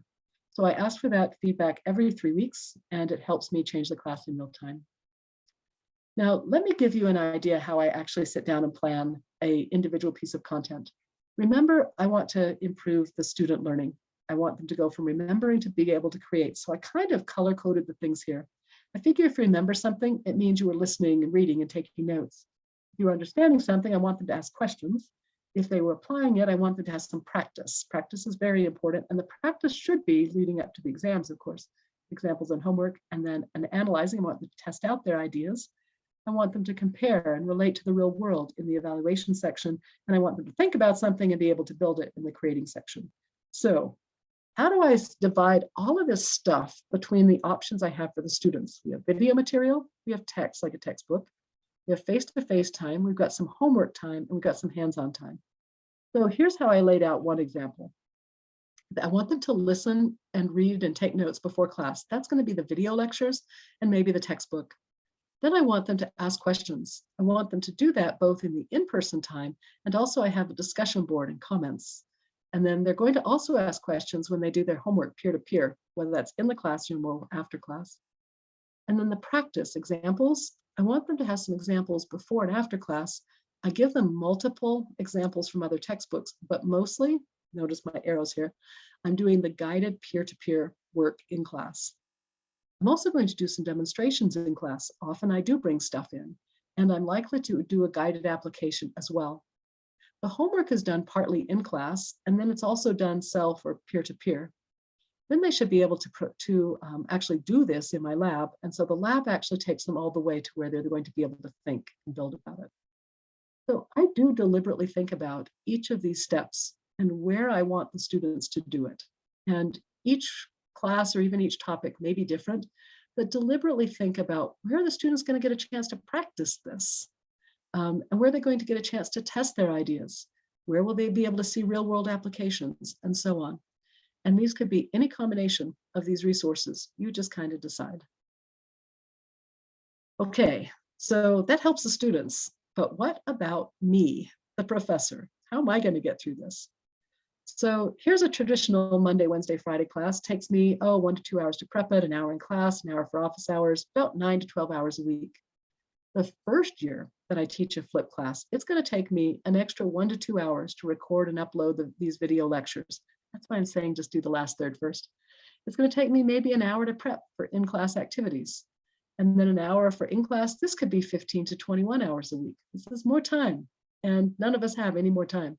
So it is, if chairs and deans are willing to give you some time to do this, reduce the teaching load for first year flippers. Give them that space to do the video lectures, give them the space to plan some really good in-class activities, and then you can use that forevermore. But if you have the same old workload, just do it slowly, such as over a 3-year course, and just make sure that you start at the end, not the beginning, although you can practice these things even in the early parts of the course. So you also have to add time for labs, exams, and stuff like that. Well, here's how it looks at year 2, though. There are 0 hours for prepping my lectures. I usually do just walk in cold. And that's, yes, I've been teaching the class for a while. Maybe I would review it a little. Yeah, I'm probably going to have to, I take the homework on paper so the students have something to write on. I may have to do a little bit of copying, but I actually walk in with almost no prep to these classes. I spend an hour in class and an hour with office hours and online, but you can see that after my first year, after I get the class flipped, this has saved me an incredible amount of time. It's actually been fantastic. So here's about the place that I felt that my time crossover was. So in somewhere between year 1 and 2 is where I'm spending the most of my effort. But after year 2, there is less effort in a flip class for sure. So again, 3.5 hours a week, 52 weeks a semester, and that is how much time I think I've saved. So I've saved a good more than a week of work. I could use that to write a paper, a grant, a proposal. I was the associate VP for research for a while. I could sleep. So there's extra time that you can buy for yourself. It's very valuable.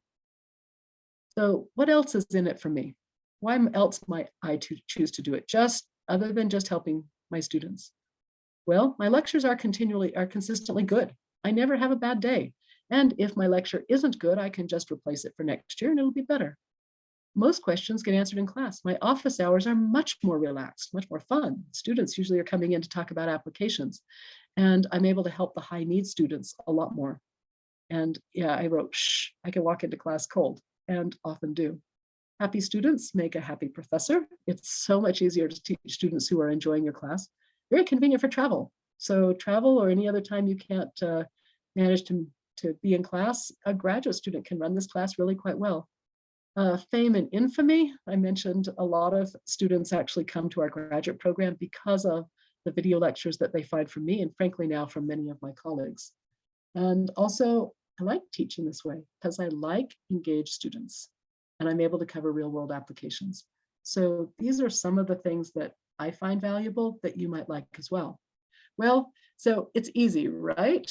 Well, kind of yes and no. After the initial class, that's pretty good. But if you have to flip and prep an entire new class, that means no sleep.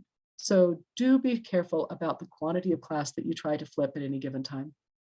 It's also easier and safer to flip a class that you already know and love. So all of the classes that I taught, except for freshmen, I had taught multiple times before I flipped them. But when I went to teach the freshman class, I had enough experience with flipping at that point. I started flipping in 2007, before it even had an A, before it was a thing. But I said, I can't ethically not flip this class. This works so much better for me and my students that I can't teach that old way. It's not as good for me. And so I just can't teach that way. So I put this note in, it's a hoot to flip and discover a new class. It ended up being so much fun to flip that freshman class as I went. And yeah, I put in the extra time to do the video lectures. Yes, it took me some time, but it was so much fun. I had such a great time teaching the class. I loved it. So the first time, yeah, it took me probably another 4 hours a week, but I'm a veteran flipper and I'm willing to put in that time. So I tell all new flippers, start at the end of your class. You've heard me say that several times. Well, now let's talk about some of the elephants in the room. And there actually are several elephants in this room. What goes wrong with this? What do we have to worry about? What are some of the concerns? Dang. I'm going to spend a few minutes answering some questions in chat while you think also about what you're a little bit worried about with this. You can put them in chat. I'll be glad to talk about them, or I'll mention some too. So let's see. I see someone suggesting to build a bank of videos working collaboratively with other faculty members. Oh, yes. The first time I flipped the freshman class, I recorded 3/4 of the videos, and our Salt Lake Community College professor recorded 1/4. Yes, working collaboratively makes a huge difference. So if you have a coordinated class, take different chapters. And all of the videos are not going to be great the first time through. Replace them for next year. It's okay. There is some suggestion here that you can only release the videos before class and don't allow access to later videos. There are 2 schools of thought on this. They both work. If you want to just keep your students moving right along with them, yeah, you can control which videos you choose to release at which time. In the case where I was going through the first time flipping, yeah, I only got the videos done the weekend before the lectures were due. I would have liked them to have been available earlier, but they weren't. Students tolerated that well. Today, all the videos are available, but I can already see that very few students move ahead. So you can decide what you want to allow them to access. Don't worry too much about it. What if a video lecture takes an hour? And what if 20 minutes is not enough, depending on the subject you are teaching? I will just tell you that the lecture material that I was teaching before, that took me 50 minutes to go through in the lecture, I was using exactly that same set of notes. I didn't abbreviate anything, but when I recorded it without being interrupted, it only took 20 minutes.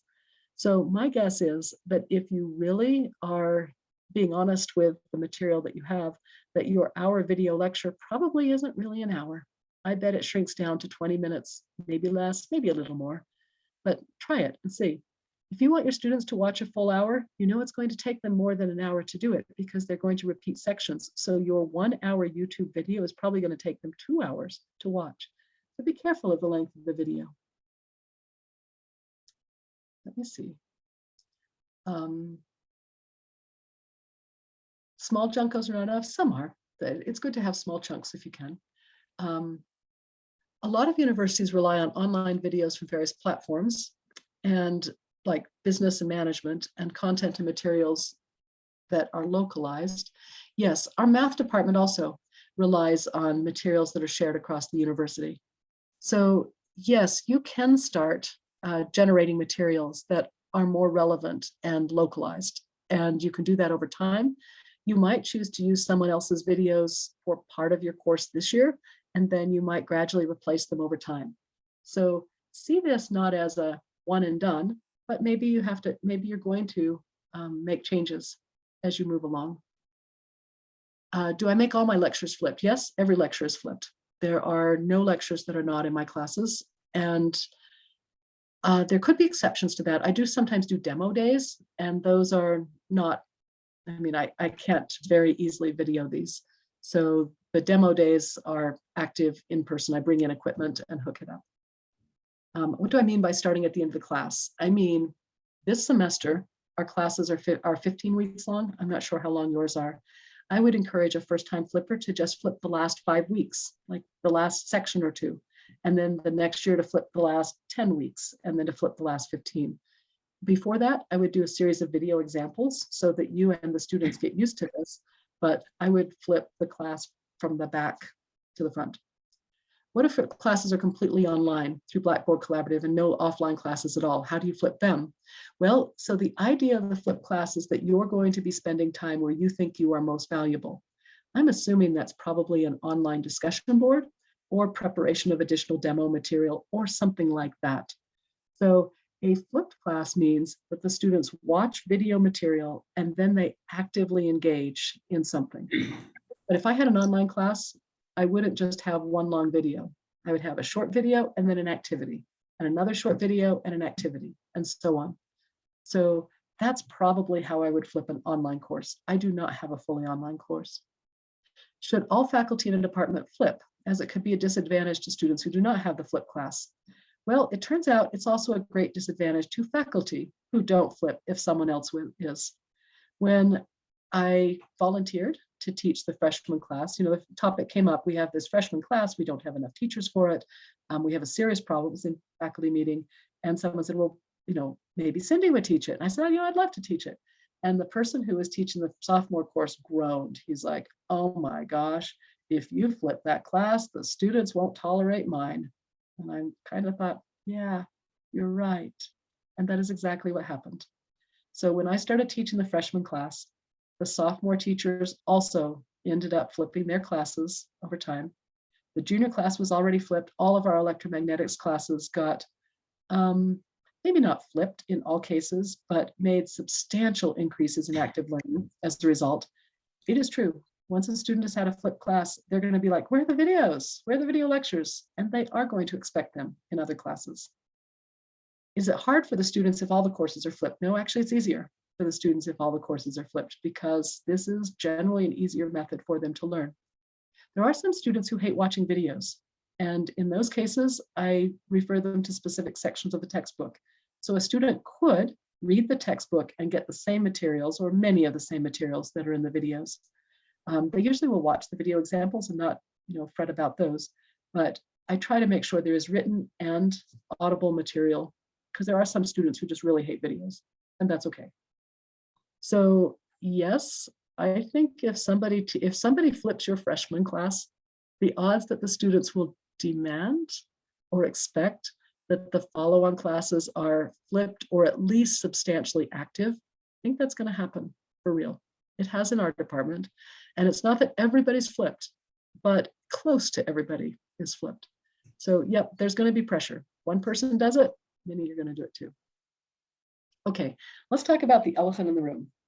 Before that, Sydney, do you have an office or support in the university? Oh, that's a really good question. Yeah, to do those kind of videos for faculty members? We have excellent teaching support in our university, especially after COVID. Everybody needed help. So we do have a Center for Teaching and Learning and a Technology in Learning and Teaching Center that got together. So yes, we do have a center that will come and help a faculty get the technology up and running. Most faculty now, however, are relying more on our peers, because if one person does it, it's so easy to see how everybody else is doing it. So yes, we do have help as needed. We do also have videography rooms available. So for example, nursing. In nursing, you can't exactly just do a PowerPoint and show someone how to draw blood. So you're going to have somebody who's drawing blood and someone who's videoing them. So we do have videography for places where that makes sense. Honestly, a lot of faculty are now using this when they want to video something. So if I'm doing a demonstration in the lab, I'm likely to just use my cell phone and make a quick video myself and not actually call in a videographer. So yes, we do have videography resources, and we do have an excellent teaching and learning center that will work and help faculty. Very valuable. I think you do too. I've worked with the folks from your center like last year. You've got a strong center as well. Okay, so let's get back to this elephant. What could go wrong here? What are some of the things that are problems? So I'm going to go back to that question that I kind of asked at the beginning, which is, why are you interested in flipping the class, and what do you hope to achieve? That might have changed now. You might actually have thought of some additional things that would be beneficial to you. And what concerns do you have about flipping? You might have some that are the same. You might have some that are different. So both the things that we want to do and the things that we have concerns about change with time. This is one of many professors' nightmares, the empty classroom. Suppose that I put everything up on video. Why would the students come to my class? So I have actually looked at the attendance, and the attendance will do kind of this. If I wait to put a video up after class, my attendance actually drops. The students know they're going to be able to watch a video lecture later. This is before I flip the class. I would put up a video after class. They know the lecture is going to be there. Oh, no big deal, I'll go watch it later. But if I put it up before class and they watch it, they're like, oh my gosh, this is a little hard. I want to go get some help. And they show up in class. So putting your video up before class actually gets more people to come to your class.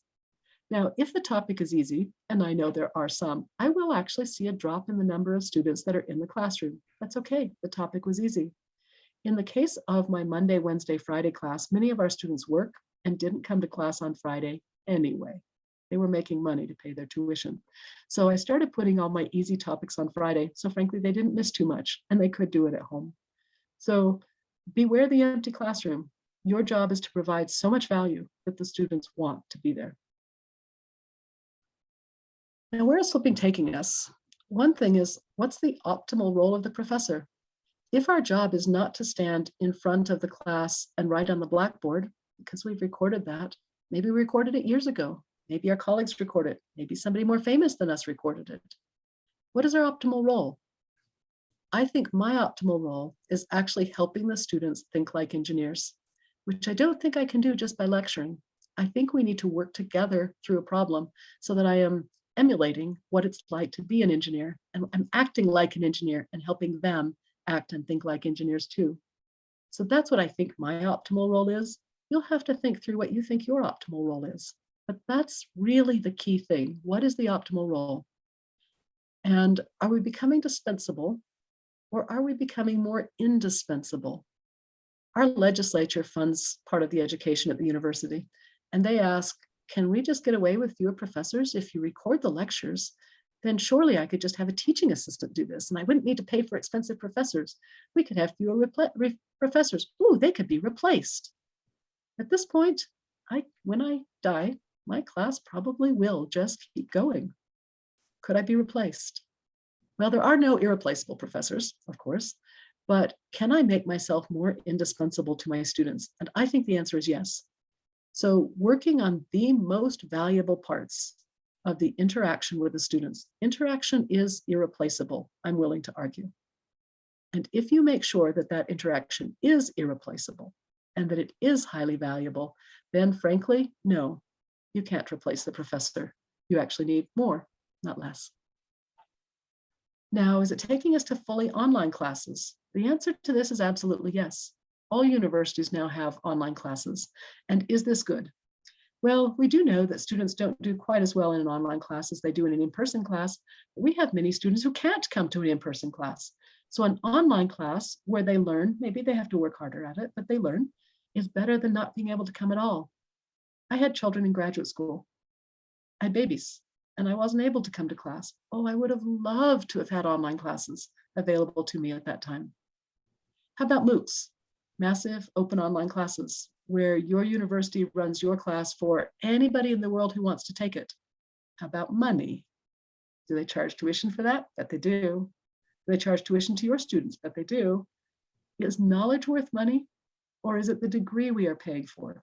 You see, I put all my lectures up on YouTube. The university doesn't object. I can do that. I have the right. So I put all of my knowledge on YouTube. It's available free. But if someone wants a degree and they want a grade from my class, then they do have to pay for their tuition. So is it knowledge they're paying for, or is it that degree? Is that the assessment and certification? As you know, there are professional groups now that are setting up assessment and certification programs where someone could learn all the material they want, take all the YouTube videos, lectures they want, then can they get a certificate? And for-profit education and the cost of a degree. This is a model that's changing now. It's a challenge. Now, here's another. We're playing with this. How about high school? High school, before college, for us, students finish when they are 18, 17, 18, before they come to college. But many students are ready for college work before that. So enabling students who are still in the high school program to take our early university courses has been really compelling. My daughter did this. She started her freshman year of electrical engineering as a junior in high school, finished that over her junior and senior years. You know, you have to be taking other classes too. And then she finished her bachelor's degree in 3 years, which is unheard of. We just didn't have other students doing that. It's a tremendous opportunity. She loved it. Well, many universities are doing this, big ones like MIT and Stanford, the Khan Academy, and the University of Utah. I feel like this opens education to the world. So since my videos are up online, anyone can listen to them. You can. Why should the students come here to my university to work with me? So again, I have to think of what is my optimal role as a professor and a mentor and a teacher. And then I've mentioned the gender thing a couple of times. This is a picture of my class. It is the one that I turned upside down. And just take a quick look. There are 80 some odd students in this class. Okay, because there's 65 in this class. This was the summer class. And there are 2 women. The number of women in electrical engineering is so small that if I could amplify my voice, and that is the only voice I have, can I help to impact the gender disparity at other universities as well as my own? So I'm hoping so. Now here's what our department is doing, not our entire university, but our department. When we had COVID, it was very easy to move these flipped classes fully online when we had to during COVID. It was almost trivial. You just said, okay, here's a Zoom link. I'll join you on Zoom. We had tablets and we just did our writing on the tablets instead of the blackboard. But the department, all of my colleagues said, it's going to be a lot of work to record these videos because many people didn't have recorded videos, but they basically kind of needed to over COVID. So they recorded their videos, but they're like, wow, if I'm going to have to do all that work, I want to use it later. So our department is about 75% of the faculty are teaching with both an in-person section and an equal synchronous online section, Zoom. So the way this is a student can sign up for in-person or they can sign up for Zoom, but most of us are allowing them to go back and forth between these 2 modalities. So I have an in-person class and a Zoom link. I don't care who joins which one. If they signed up for Zoom, but they come in person, fine. Most students choose to come in person almost all the time. But if they get sick, we don't want them to come. It's barbaric that we used to make students come sick. If a student has a cold, just a little sniffle, just the cold, they're going to be sick for what, 2 weeks? That means that they are going to miss, in my 3-day class, 6 classes.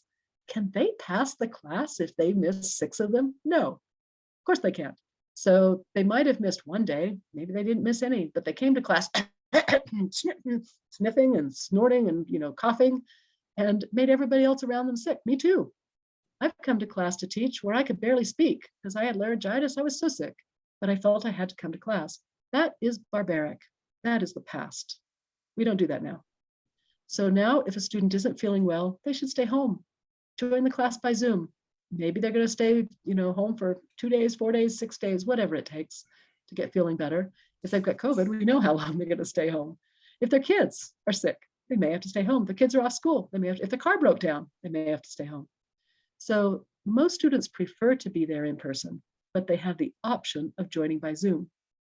Now, the way they do this is my colleague, Angela Rasmussen, just video of her lecture. We have both in-person students and online students, and we want them all to be able to see the board, hear the teacher, ask questions, interact with each other, and find classroom resources. So we use a tablet for writing.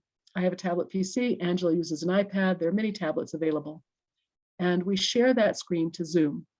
We control the Zoom meeting from the tablet because that can allow us to do breakout rooms and things like that so that students can work together when they're in the online program. And I use the audio and video on my tablet. Angela uses an external microphone, whatever seems to work out well.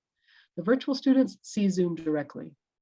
Now the in-person students, I've got this tablet for writing, but I use a computer, this laptop actually that I'm working on today, for projecting in class. And I join Zoom with the instructor there, and I control the audio and video that's in the classroom itself, if that's available. Otherwise, I just need one of these 2 is going to control the audio and video, and one of the 2 is going to be the speaker. So I have 2 computers running at the same time. One's a tablet, the other's a projector, and they are both linked to Zoom. So the in-person students see the projection on the big screen of my Zoom writing, and I can walk around the class with the tablet on my arm, writing as I go. So this is how we are doing something called HyFlex, which is hybrid flexible. It's still flipped. The lectures are pre-recorded and all students watch them before class. It's the in-class problem solving that we've enabled students to either be there in person, which is preferable in general, or to be there remotely if they can't be there in person. So again, there are some students who will choose to be there remotely for all the classes. Maybe they don't live in Utah. And we're pleased that they are able to do that. I also record these so they could be used as a fully online version, but we already know students don't learn quite as well that way. So we try to get the students to come in person, not in person by Zoom. And last semester, about 80% of my students Zoomed in at least once, which means they would have missed class at least once. So I was very pleased with the fact that I had that resource available for us. And the majority of our department is currently doing this for our teaching. Now, where's flipping really taking us? My challenge is, can I help my students learn more? Can I teach them more? Can I teach them better? Can I teach them higher level thinking? Oh, and how do I assess that? Can I retain students and keep them in the class? Can they learn faster? Can they learn happier? What can I learn? And what do I want to learn? So this is very much a continuing work in progress. Your experiments with this in your class are highly valuable, and you should share them with colleagues that are in your similar area about how well things worked and what things didn't work. And I hope that this has been kind of compelling and interesting and that you'll want to try this. And again, the resources under Teach-Flip, feel free to email me. I've given you like a couple of resources as well. I'm just going to see, I think I can, yep, here's the link to the written version of this material. Oops, it's not going for some reason. There we go. There's a link to the written version. And if you want more of our papers, there's this website. And here again is my email. Okay, there are some resources. Let me go back and just see what we have for questions now and answer a few more. I love the idea of colleagues working together to create the flipped material. Let's see if we have it. Oh, don't see any more questions. So I'll be glad to answer more questions for the next few minutes. Thanks for inviting me. I have a question, Cindy. Okay. We have a good number of our faculty members now are using inquiry-based learning in their teaching. And one of the questions that comes up, you know, it takes time and the kind of a challenge or a problem with covering the syllabus. So how would you respond to that? And flipped classrooms might be one of the remedy to that. Yeah, so inquiry-based learning is another version of problem-based learning. And yes, it takes time. It really does help the students think more, be more engaged. It's a very positive method of learning. And you're right, it takes more time. So the flipped classroom buys you time. And if you choose to use it for inquiry-based learning, that's fantastic. You will have more time for the inquiry than you do now. So if you can just figure out what material they need before they go into an inquiry. Now, maybe you're just going to start from zero. In the case of electromagnetics, I like them to have some basic knowledge, and then they can start to inquire. So decide what they need first, put that into an online lecture that they can get them information before, and then spend the time with the inquiry-based learning in the classroom. And that's super positive, super great way to help your students. Thank you. So cool.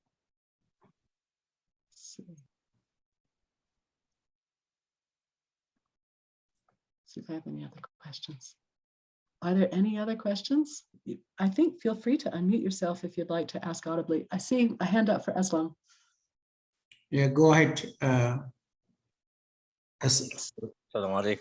Alaikum salam. Just a question, Professor.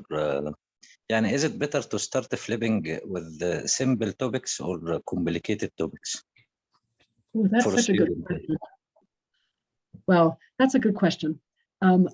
I would actually start my flipping practice on a topic that I want to do some additional examples for, and that's probably a more complicated topic.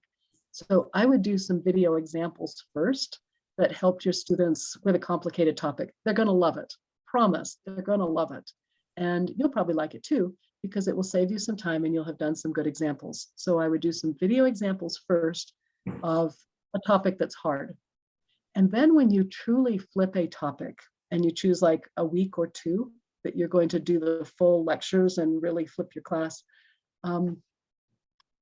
I kind of think that a complicated topic is probably better there too. A simple topic, the students have just got it. I mean, they don't need any more help. But a complicated topic, they do. And they're probably doing poorly. I mean, it's something they're going to bugger up on the exam and not do well at all. So I would choose a topic that is of value to you, that you want to teach better than you do today. And a complicated topic is probably more of a candidate for that than a simple topic. But I will warn you that once you have done a set of good video lectures and then you've worked homework problems in class like a flip of this sort, the students are not going to like it when you go back and just do it the regular way and they have to work it out all on their own. So do it more towards the end of the semester to flip an entire topic. Prepare for it now. Do video examples, get used to the video yourself, get the students used to the video. Try some active learning in class so that you can see a few things that work well for you, and then truly flip the last several weeks of your course, and that'll work well. Okay, we have Hafizullah is raising his hand. Faddal Hafizullah. Hafizullah, you're raising your hand. You are muted. Yes, it's my hand. I wanted to ask a question. For example, we started in the introduction and then we started the student discussion. They start giving presentation, one and another or third one, and they become silent. They have not intended to talk. Then what? Even then we have no lecturing to do, or we start lecturing. Okay, interesting. So I don't lecture, just don't lecture. But I have a set of problems, and in fact, I print them out. So they're the homework problems.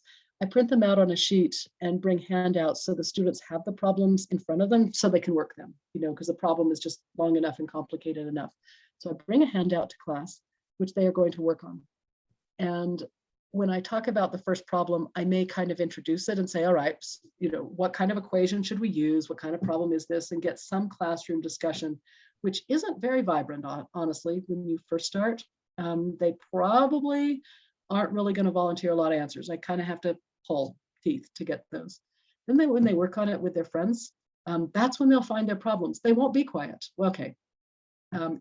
They might be the first few times, but you just have to keep pulling the questions. Another way to pull questions in a really difficult class, and there are some, is to say, find out what questions your neighbor has. Never mind your questions, find out what question your neighbor has, and then, okay, what question does your neighbor has? They are more likely to be willing to volunteer somebody else's question, even than their own, because they don't want to look stupid. So thank you, ma'am. Thank you very much. Just don't lecture. Just don't do it. Okay. Resist it. Now, mini lectures. So when I have found some serious misunderstandings in the class, you kind of know some of your hard topics, what those misunderstandings are going to be. And as the students do the problem, yeah, those misunderstandings come up. I may do a mini lecture right then and there. It's all spontaneous. And say, okay, one of the problems is figuring out how to find the plane of incidence. And we'll talk about the plane of incidence. So you may end up doing some mini lectures to clarify some information. So you do have to know your stuff. I may not be prepared even to talk about some topic, but I will. I know my material well enough to be able to. So you may do some spontaneous mini lectures answering questions and discussion items that come up, but don't start at the beginning with a lecture. It kills the whole process. Okay, any more questions? Dr. Saeed. Yes, Faddal. Can I ask a question? Yes, please. Okay, Dr. Cynthia, thank you for this presentation. I'm wondering if you had compared, flipped classroom with a non-flipped classroom in the sense of, performance, that is giving them the same test, two groups, one group of, attending flipped classroom and the other just regular one. So I have, and so have others. You'll find a good deal of literature on this, and it's mixed. So in some flipped classrooms, students do learn more and shows up more on exam. In others, no, it's the same. I haven't seen any literature that shows that it goes down. In my case, the student exam scores on any one exam were similar. However, I have fewer failing students. So I was hoping for more A students, but what I ended up with was fewer failing. So yes, I have seen fewer fails. And what Thank you very much for your. what I think controls the success is, okay, two things. One is what you do in your class. Are you doing things that help the students learn more, better, or different? In my case, the things that I was doing, I think helped the students go to a higher level of learning, and I wasn't testing that on my exam. So I actually changed my exams about a year after flipping and started asking some more higher level questions. So I can't really compare my old exams and my new exams. So I don't really have good data on that at this point. But you'll find in the literature both increases and not increases, but you won't find decreases, or at least I haven't seen any that say decreases.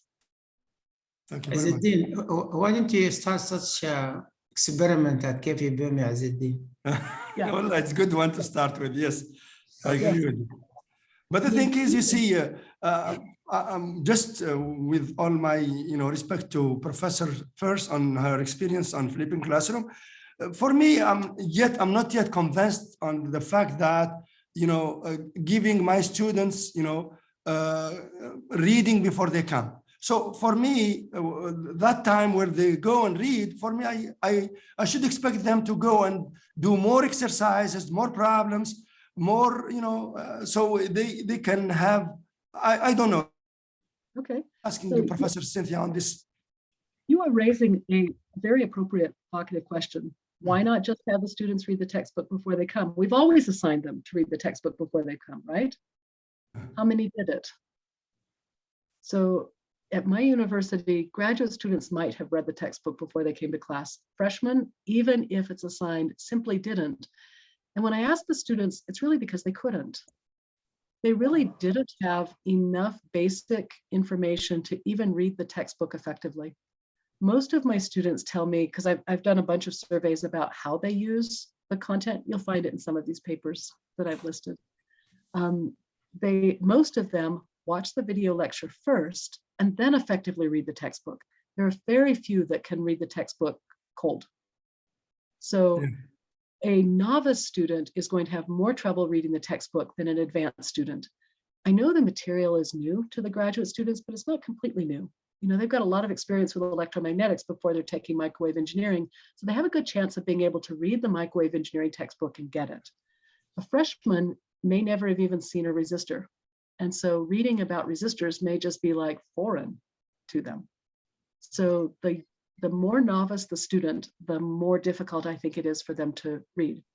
Also, we do know a lot about cognition and adult cognition in particular, and reading is not the most efficient way actually of picking up content and keeping it in your brain.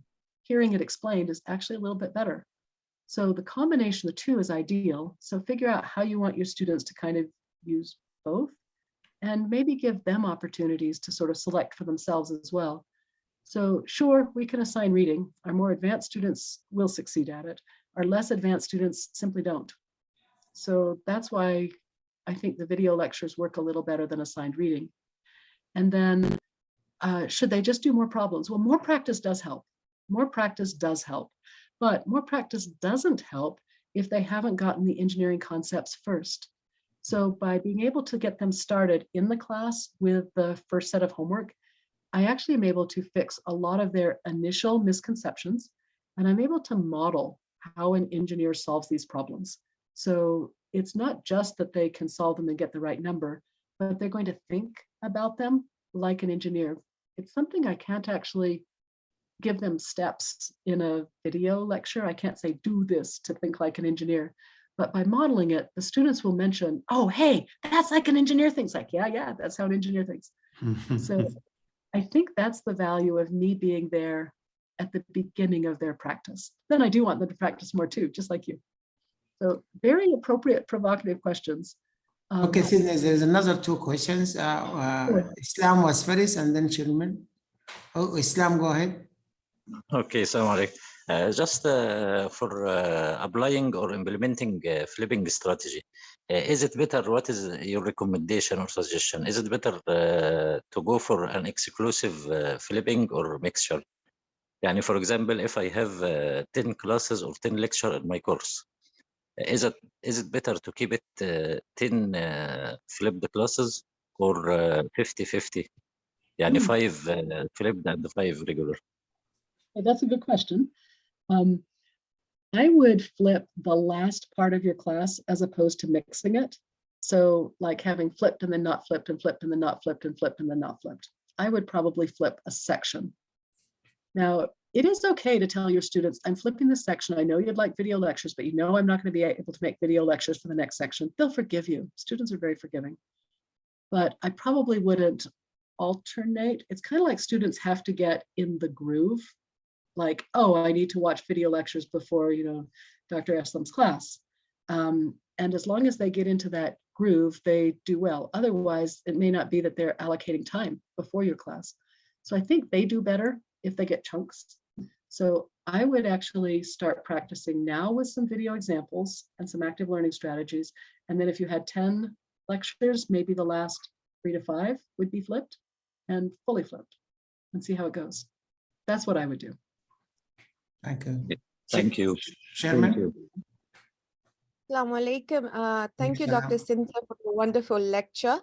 I just wanted to ask you, what is the difference between blended learning and the flipped classroom? And do you think a blended approach is better, like when we do it personally in the class and we involve the students with like gamification and like Paul Ev and things like that? Do you think it's better? Yeah, so flipped learning is a type of blended learning. They are getting both some online content and some in-person content.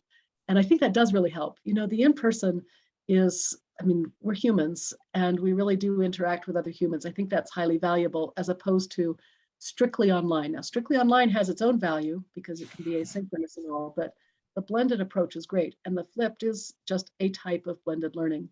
So yeah, I think your blended learning strategies are very good. Gamification, awesome. I mean, students love it. Anything that you could do, yeah, anything you can do to motivate, encourage. Students want to learn. So just helping them. Want to really engage. They want to really engage in active, you know, dynamic participation during the classes. So yes. I've often seen that, you know, otherwise it gets so monotonous when we're just constantly lecturing. So it gives them a change of, you know, orientation in the middle of the class. So yeah, thank you. Thank you so much, Doctor. Totally good on blended learning and gamification. Oh, thumbs up. Okay, well, you know, thank you, all of you, and please, and we do value your feedback. Okay, so please respond to our evaluation forms so that we can improve. And we really thank you for your interest in that at KFUPM activities, and we look forward to see you in the coming activities. And we'd like to really thanks a lot, Cindy.